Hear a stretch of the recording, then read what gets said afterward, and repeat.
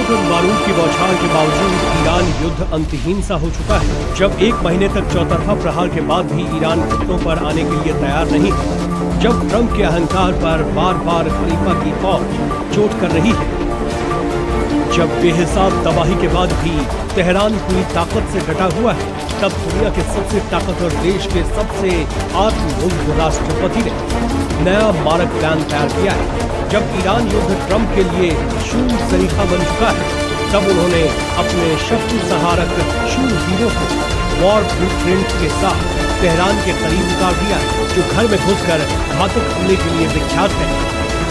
वे अब युद्ध को नई दिशा देने के लिए तैयार हैं। ऐसे में सवाल है, क्या अमेरिका अब ईरान में ग्राउंड ऑपरेशन करने वाला है? क्या अफगानिस्तान और इराक की तरह तेहरान में घुसेगी अमेरिका की आर्मी? क्या ईरान में अब फाइनल वॉर शुरू होगी या सिर्फ दबाव बनाने की कोशिश है? ये सवाल इसलिए उठ रहे हैं क्योंकि ग्राउंड ऑपरेशन करने में माहिर मरीन कमांडो तेहरान से चंद किलोमीटर की दूरी पर पहुंच चुके हैं। यूएसएस त्रिपोली पर सवार अमेरिकी नौसैनिक और मरीन अमेरिकी सेंट्रल कमांड की जिम्मेदारी वाले क्षेत्र में पहुंच चुके हैं। एक साथ 3500 मरीन सैनिक ताइवान के पास समुद्री अभ्यास करके पहुंचे हैं। अमेरिकी सेंट्रल कमांड ने जो तस्वीर जारी की है, उसमें मरीन सैनिक युद्ध वर्दी हेलमेट और चश्मे पहने दिखाई दे रहे हैं। पिछले 20 सालों में मध्य पूर्व में अमेरिकी सेना की ये सबसे बड़ी तैनाती है।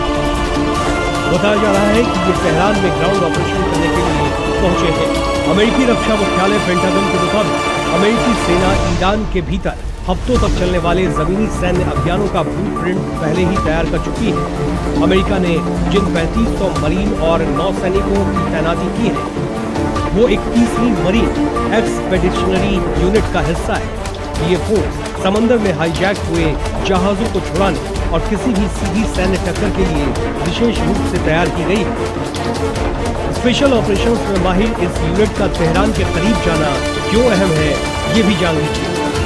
ये समंदर में सीधे दुश्मन के तटों पर उतरकर कब्जा करने में दुनिया में सबसे माहिर माने जाते हैं। मरीन यूनिट अपने आप में पूरी सेना होती है, जिनमें पैदल सेना, लड़ाकू विमान, हेलीकॉप्टर और लॉजिस्टिक्स सब एक साथ चलते हैं। ये संकट के समय दुनिया के किसी भी कोने में पहुंचने वाली पहली इकाई होती है। यूएसएस त्रिपोली जैसे जहाजों के साथ चलने के कारण ये बिना रडार के पकड़ में आए दुश्मन के तट तक पहुंच सकते हैं। ये यूनिट जंगलों, पहाड़ों और शहरी इलाकों में लड़ने के लिए विशेष रूप से प्रशिक्षित है। अमेरिकी सेना की यही यूनिट तेहरान के करीब 1200 किलोमीटर दूर खड़े हैं, जो कुछ ही घंटों में तेहरान तक पहुंच सकते हैं। सूत्रों के मुताबिक हवाई हमले के बीच ये मरीन कमांडो अब ईरान की जमीन पर उतरकर सर्जिकल स्ट्राइक करेंगे।